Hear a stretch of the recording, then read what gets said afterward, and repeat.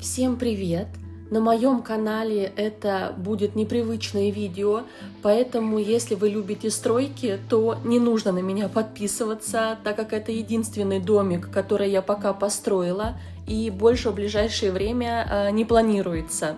А на своем канале я прохожу челлендж ультра-экстремальный апокалипсис в Sims 4, но из-за того, что этот челлендж очень сложный, в нем много ограничений, а именно изначально ваш персонаж заезжает на пустой участок, где нет ни воды, ни электричества, вообще ничего нет, и постепенно, зарабатывая деньги, появляется возможность построить себе дом, но, еще раз повторюсь, это очень сложный челлендж, поэтому дом строить можно только 8 на 8 клеточек размером.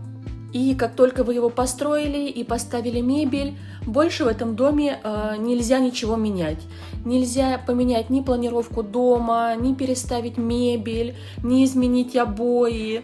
При этом покупать вещи в дом можно только самые дешевые и самого плохого качества, так как вы понимаете, да, что в апокалипсисе ничего современного и красивого нет.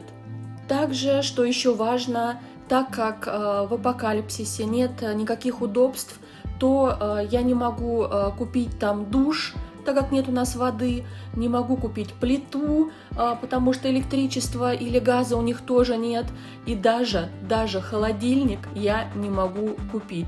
Да что уж там говорить, у меня даже нету люстр в доме, и мои персонажи живут при свечах. Сейчас, конечно, мне стало немного попроще, так как я уже играю за 3-е поколение в челлендже, но так как кроме этого челленджа я больше ничего не прохожу, ни во что не играю, поэтому иногда мне вот хочется как-то отвлечься и создать, знаете, либо красивых симов с CC-контентом, потому что в апокалипсисе нет никакого CC-контента, или вот как сейчас построить красивый дом с той планировкой, которую я хочу.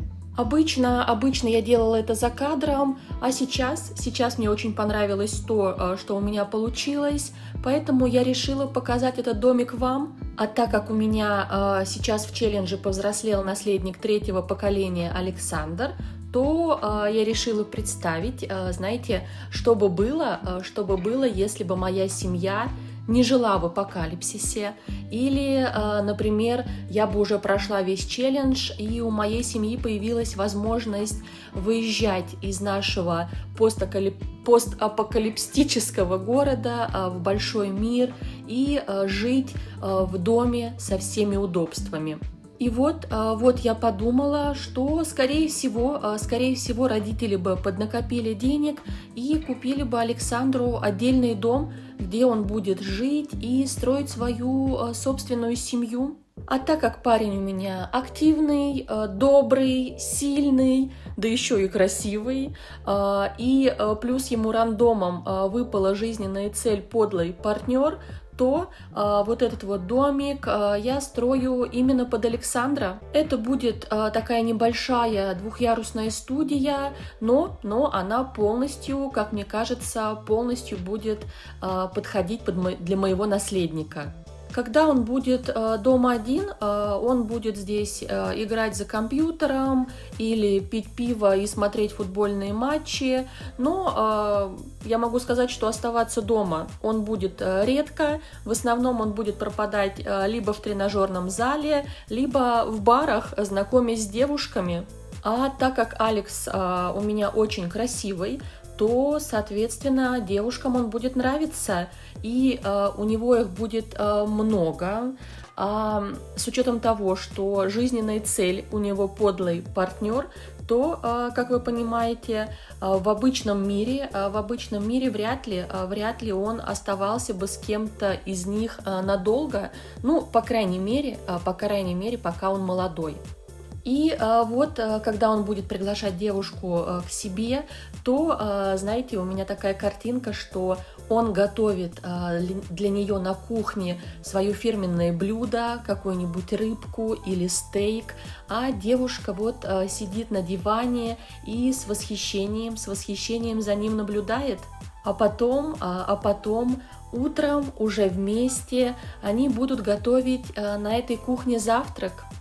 И, наверное, этот дом не подойдет для семьи с ребенком, а он больше именно для парня-холостяка, ну или, по крайней мере, для молодой парочки, современной молодой парочки. При строительстве я не использовала никакой CC-контент, и только единственный код, который я использовала, это BB Move Object. И этот код я использовала, знаете, чтобы около дома посадить растения и поставить около двери вешалку с обувницей. Больше я его нигде не применяла, поэтому если вдруг вы даже таким кодом не пользуетесь, то тогда, я думаю, вы просто удалите, например, вешалку, и все, проблем с этим домиком у вас никаких не будет. Я не люблю, когда дом сильно завален какими-то предметами, знаете, мелочевкой, где их очень много использовано, они лежат на всех поверхностях. Я максимум могу под это дело выделить одну тумбочку или камин, но так как этот дом у меня для парня, то, мне кажется, здесь как раз вот этого и не должно ничего быть, никаких цветочков, никаких статуэток или вазочек, или свечей. Все очень просто и лаконично. И вокруг дома я тоже ничего не застраивала, решила оставить это на вашу фантазию, если вдруг вы захотите поиграть в этом домике. Например, вы можете построить бассейн во дворе для вашего персонажа или, например, построить гараж, где будет храниться велосипед и стоять какие-то тренажеры, да, для парня, либо, например, он в этом гараже устроит рок-студию и будет учиться играть на гитаре. В общем, оставляю это пространство на вашу фантазию. И знаете, вот я сейчас строю этот домик, рассказываю вам историю Александра, и как будто бы я уже с ним прожила тут небольшую историю, и я уже, знаете, я уже готова возвращаться к нему в апокалипсис. Надеюсь, что вам понравилось мое такое быстрое строительство, и хотела у вас спросить, вот как вам больше нравится, вы любите больше такие, знаете, обжитые дома, где много всякой мелочевки, где там на тумбочках раскиданы телефоны, ключи, какие-то там газеты, или вам больше нравятся домики такие простые, где все поверхности могут использоваться по назначению, и где вы сами потом постепенно наполняете эти домики своими вещами. А я на этом хочу сказать вам спасибо за просмотр. Это был для меня такой маленький отдых, поэтому надеюсь, вам тоже это видео понравилось.